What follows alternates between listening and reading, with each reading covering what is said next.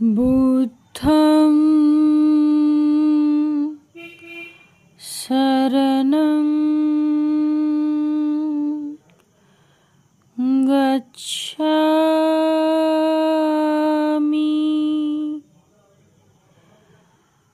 ধর্মং শরণং গচ্ছামি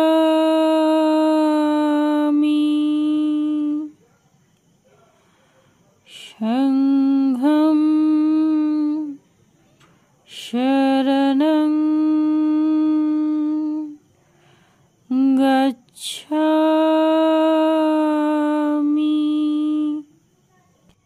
বন্ধুরা, ভাবছেন কোথায় এলেন, কি শুনছেন?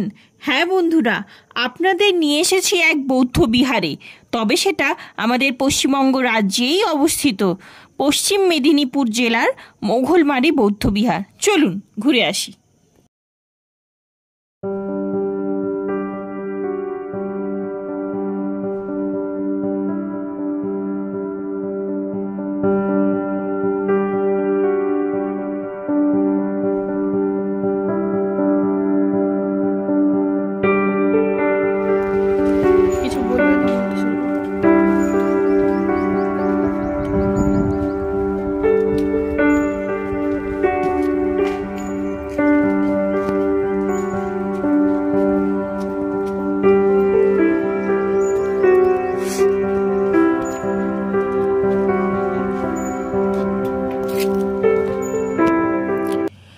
নমস্কার বন্ধুরা, কেমন আছেন সকলে?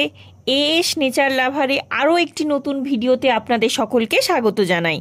অন্যান্য বারের মতো আমি সঙ্গীতা, সঙ্গে আমার হাজব্যান্ড অভিক সম্পূর্ণ নতুন এক ঐতিহাসিক গল্প নিয়ে চলে এসেছি।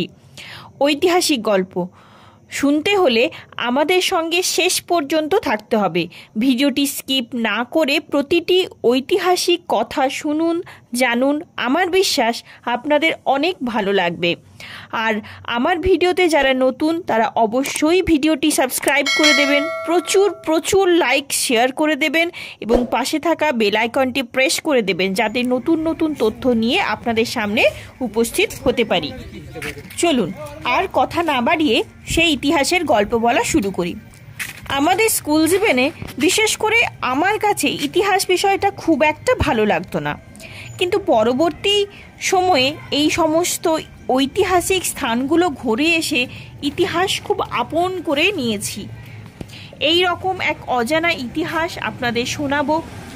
একমাত্র সেই স্থান, নাম মোঘলমারি। হ্যাঁ বন্ধুরা, ঠিকই শুনেছেন, মোঘলমারি বৌদ্ধ বিহার। এই স্থানটি হলো ভারতের পশ্চিমবঙ্গ রাজ্যের পশ্চিম মেদিনীপুর জেলাতে অবস্থিত একটি গ্রাম ও পুরাতাত্ত্বিক খনন কেন্দ্র। নালন্দা বিশ্ববিদ্যালয়ের সমসাময়িক বলেই মনে করা হয়। কলকাতা বিশ্ববিদ্যালয়ের অধ্যাপক ডক্টর অশোক দত্তের তত্ত্বাবধানে 2002-03 সালে এই খনন কার্যটি প্রথম শুরু হয় এবং ষষ্ঠ থেকে দ্বাদশ শতাব্দীর একটি বৌদ্ধ মঠ আবিষ্কৃত হয়। 2002-03 সালে খনন কার্যের প্রথম পর্যায়ে মোঘলমারি গ্রামের দুটি জায়গাকে খননের জন্য বেছে নেওয়া হয়। প্রথম জায়গাটির নাম দেওয়া হয়েছিল MGM 1 এবং দ্বিতীয়টির নাম দেওয়া হয়েছিল MGM 2। ওই যে দূরে আপনারা ঢিপিটি দেখতে পাচ্ছেন, এই ঢিপিটি স্থানীয়ভাবে সখী সেনের ঢিপি বা শশী সেনের ঢিপি নামেই বেশি পরিচিত ছিল। চলুন, এই সখী সেনের ঢিপিটা কি, এর পেছনে কি বা ইতিহাস লুকিয়ে রয়েছে? ধাপে ধাপে এই বৌদ্ধ বিহার তৈরি হয়েছে। বহিঃশত্রুর আক্রমণে বৌদ্ধরা বারবার চলেও গেছে, আবার ফিরেও এসেছে, তাই এর কোনো কন্টিনিউটি নেই, ডিসকন্টিনিউটি ভাবেই কিন্তু এটা তৈরি হয়েছে। তো আমরা এটা 3টে পর্যায়ে ভাগ করব। 3টে পর্যায়ে নির্মাণের বহু চিহ্ন পাওয়া গেছে। তো আমরা ওই দূরে দেখতে পাচ্ছি, মনে করা হয় ওখানে বৌদ্ধ বসতেন এবং পাশে ঘুরে ঘুরে সবাই তাকে সম্মান জানাতেন। এখানে এটা অনেক বেশি চওড়া এবং প্রত্যেকটা ঘরের ভেতর দিয়ে তার যাতায়াতের রাস্তা, সমস্ত কিছু ব্যবস্থা ছিল। তো গবেষণা করে দেখা গেছে এখন যে নামটি শুনছেন মোঘলমারি, সেটি নাকি আগে নাম ছিল অমরাবতী। রাজা বিক্রম কিশোরীর সময়ে যেটি মোঘলমারি জায়গা দেখছেন আপনারা, সেটি ছিল একটি পাঠশালা।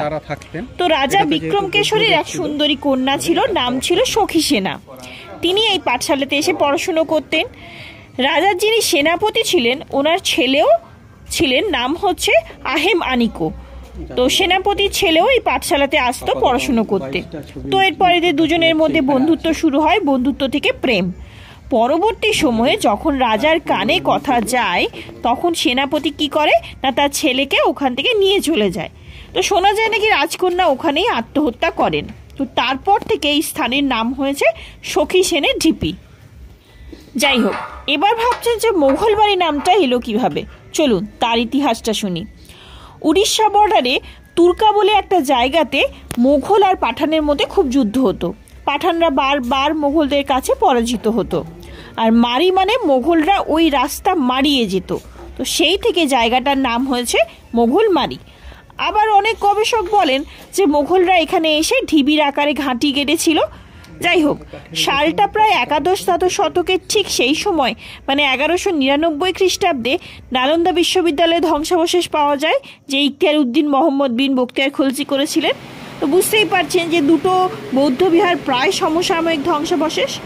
তো 1997 সালের দিকে কলকাতা বিশ্ববিদ্যালয়ের অধ্যাপক সুবর্ণরেখা নদীর উপর গবেষণা করতে শুরু করেছিলেন, কারণ তখনকার সময় নদী ছিল বাণিজ্যের লেনদেনের মাধ্যম।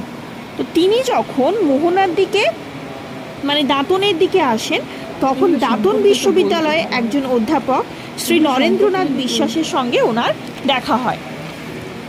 তিনি এই রকম ঢিবির সন্ধান দেয়। তিনি ঢিবি তখন একটি ক্লাবের পরিচালনায় পরিচালিত হতো। তো বৃষ্টির সময় সেই ঢিবি ধুয়ে যেত এবং অনেক বৌদ্ধ মূর্তি, শিলালিপি পাওয়া যেত। এই রকমভাবে ধীরে ধীরে খনন কার্য শুরু হয় এবং বিভিন্ন পরিকল্পনার মাধ্যমে 3 ধাপে খনন কার্য করে বিভিন্ন ধরনের মুদ্রা, বিভিন্ন ধরনের লিপি, বিভিন্ন ধরনের মূর্তি, কোথাও দেখা যাচ্ছে বৌদ্ধর মাথা কাটা মূর্তি, এরকম সন্ধান পাওয়া গেছে। তো তখনকার সময়ে বৌদ্ধ বিহারের যে ছাত্রছাত্রীরা আসতেন, তাদের খাবার পাত্র, বসার জায়গা যেগুলো ব্যবহার করতেন, সেগুলো কিন্তু পাওয়া গেছে খনন কার্য চালিয়ে। তো যেগুলো এখন আমরা এই মিউজিয়ামেই সংরক্ষিত করে রাখা আছে, আমরা দেখছি। তো আরেকটা গল্প বলি। তো হিউয়েন সাং যখন ভারত ভ্রমণে এসেছিলেন, তার লেখা শি ইউ কি বইতে এই বৌদ্ধ বিহারের কথা উল্লেখ করে গেছে। এমজি অ্যাক্ট মানে 2005 থেকে 7 যে গভীর খনন কার্য শুরু হয়, সেই সময় ফুল, পশু, মানুষের নানা ছবি আঁকা দীর্ঘ দেওয়াল পাওয়া যায়। এখানে নির্মাণের 7টি স্তর লক্ষ্য করা যায়। গুরুত্বপূর্ণ যেটি হলো স্লেট পাথরের একটা কিন্তু বৌদ্ধ মূর্তি সে সময় পাওয়া গিয়েছিল।